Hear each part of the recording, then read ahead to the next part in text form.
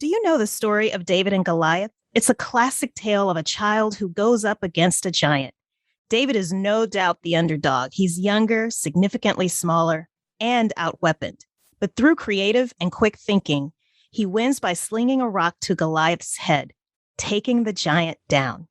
Hi, I'm Alicia Butler-Pierre. That story is a great analogy for any small business going up against a large corporate competitor. Winning may seem impossible, but never underestimate the power of thinking creatively. As you're about to discover, there are some effective, low-cost digital marketing technologies that level the playing field. There's a catchy line from a song in the famous play Hamilton. I'm just like my country. I'm young, scrappy, and hungry, and I'm not throwing away my shot. Let's find out how to capitalize on our scrappiness. As Wayne Gretzky said, you miss 100% of the shots you don't take. This is season 14, episode 171. Let's start the show. Welcome to Business Infrastructure, the podcast about curing back office blues of fast-growing businesses. If you're a business owner or operator looking for practical tips and solutions to scaling your business in a sustainable manner, you're in the right place. Now here's your hostess, Alicia Butler-Pierre. Having a tough time trying to explain ideas over a video conference? Try the ThinkSmart whiteboard. It's the fastest whiteboard software in the world and allows you to upload flowcharts and write on them while your colleagues are watching remotely. Call us today for a free demo. The number is 1-866-584-6804 or visit us online at getmytablet.com. Now that's smart. Think smart. Today's episode is brought to you by Equilibria Incorporated. Scale your fast-growing business with less pain by hiring the right people, implementing the right processes, and leveraging the right technologies. Learn more at eqbsystems.com. It's season 14, everybody, and we're exploring game-changing technology. And we have a uniquely gifted guest joining us today.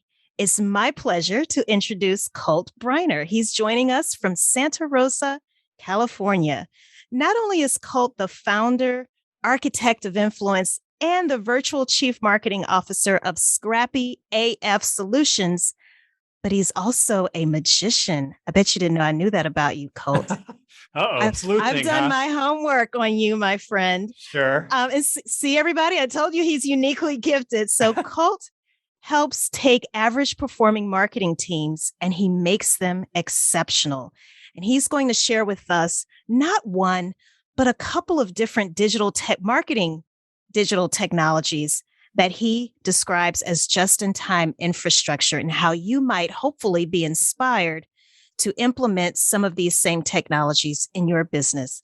Colt, welcome to the show. How are you? I'm great. Thank you so much for having me on, Alicia. Thank you. Are you going to wave a magic wand? You have any rabbits in the hat or? Well, I'm going to try to bring some magic here. You just can't hide things on the internet. I mean, that was. I know. Oh, when I read that, I was like, ooh, that's different. Okay. So listen, seriously, Colt, before we get into Scrappy AF Solutions. Yes. And I'm so worried that I'm going to just say what Okay. I'm going to just slip and say what AF really means, but I'll try my best. Sure. But I have to ask first, are you still a practicing magician? Just as a hobby, you kind of don't ever lose it. And every once in a while, like kid's birthday party or something comes along or just cause to entertain the family here and there. Mm-hmm. So definitely with lower intensity, but still it's there somewhere. Yeah. Okay, cool.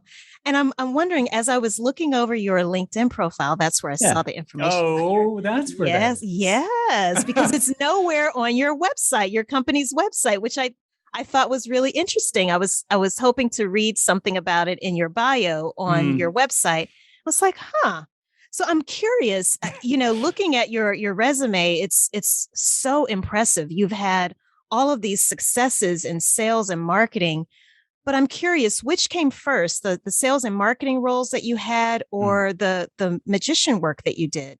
Oh, wow. That's a fun question. So first, why is it not more broadly in my profiles and bios? I guess some folks might say that a history as a magician isn't a strong personal historical attribute. But anyway, it did come first, being a magician. So that's that performance aspect, that audience engagement aspect, communicating, storytelling. All those pieces, I think, are critical and elemental to the art of marketing, the arts of sales. And they helped me to build sort of those strengths. And then, as I took on roles, first of all, in retail environments as a salesperson working for, I don't know if you remember, The Good Guys was sort of a Best Buy competitor many years ago, and was able to achieve in the top 2% of their organization just because it had become so natural for me to, in like close up and walk around magic situations, to approach somebody and engage and, really get a conversation going and understand more about them, all the things, the best practices we know about how to engage somebody in a meaningful way is what really makes a salesperson successful. Mm-hmm. And then marketing, for me, in many ways, marketing is just sales on a larger scale. How do you start a conversation with a large audience? How do you engage them in a meaningful way? And how can you do so in a way that feels like you're relating to them specifically? So those things really flowed from the history that I built as a performer. Wow. And I know at a certain point, you were obviously doing both at the same time, because I noticed Yes. Yeah. And you even lived in Japan, correct? Oh, yeah, I did. I lived in Japan on and off for probably about a total of 2 years. Wow. I actually have a story about literally using magic as marketing.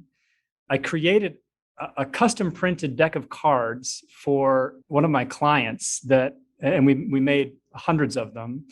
And this was a gaffed deck of cards, right? So it made it very easy to perform a pretty impressive magic trick if you didn't really know anything about magic. Kind of the deck did it for you, so to speak. But there was a story that went with it. And I empowered the team that went to a conference with all these decks of cards. And they felt so confident in stepping, to start a conversation with somebody at the conference, because it was, let me show you something cool. Right? People like to enjoy magic tricks, but the magic trick that they did also told a story with some value propositions about their solution. So, and then what they would do is they would quickly show that person how it was done, kind of like a behind the scenes look, which engages them in an even deeper way, and then give them the deck of cards. So now, oh, wow, they have that person walking throughout the conference, telling them the story of their value propositions for them. It worked out really, really well. How cool is that? Okay, so you worked as a magician for many years. You've had all of these successes in different sales and marketing roles. And I read that you even helped lead a startup company, I think in maybe less than 2 years, reach $1 billion valuation. Can you tell us a little bit more about that? Sure. I'd love to take credit for all that, but I joined them after they had already been underway for, I think, 3 years at that point. Okay. But it was a phenomenal ride. This company based out of Cincinnati supports the back office functions of American healthcare providers. And really going up against longstanding industry incumbents that had been in their field for 10, 20, even 30 years.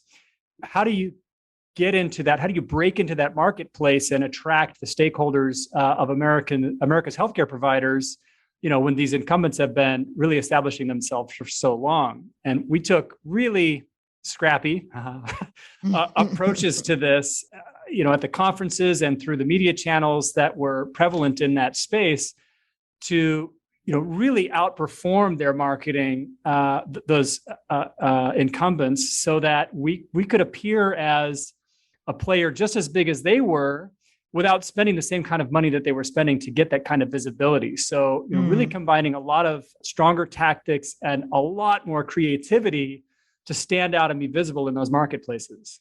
Got it. And speaking of Scrappy, yeah, that is the name of your latest venture. So it sounds like eventually you left behind working for someone else. You dipped your toe into the entrepreneurial water. Yes. And you started Scrappy AF Solutions. So I have to ask, Colt, for those who are listening, first of all, and you may not be familiar with what AF means, the A stands for as, so Scrappy as, and then F stands for a word that rhymes with duck or cluck. Perfect. You or got buck. it. There it is. But why the name Scrappy? Because I would think that when I know, I'll just tell you my initial reaction was Scrappy as a, oops, I almost said it. Scrappy AF. See, I told you we're going to have to watch me, really monitor me. Okay. So Scrappy AF, Scrappy kind of means, untidy, disorganized. Sure. Why that name? Is it that you're taking your clients from that state of untidiness and disorganization into something that is better structured? It's great. I wish I had thought of it that way. So the real thinking behind the name Scrappy is it's more about that you're out there kind of fighting for it, right? A scrappy individual or a scrappy organization is one that really sort of pushes against the norm and stands out, right? They're kind of clawing for it in a way.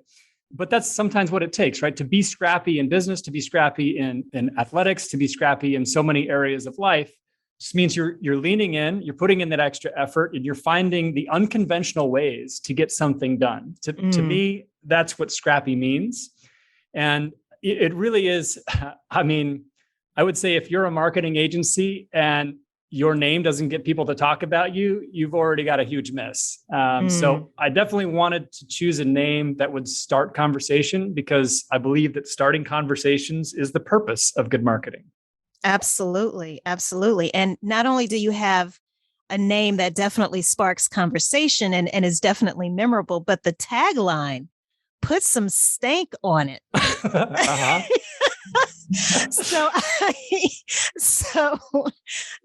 I, on the homepage of your website of scrappyafsolutions.com, there's actually a definition of what that means. So can you please, for those listening, what does that mean? Put some stank on it.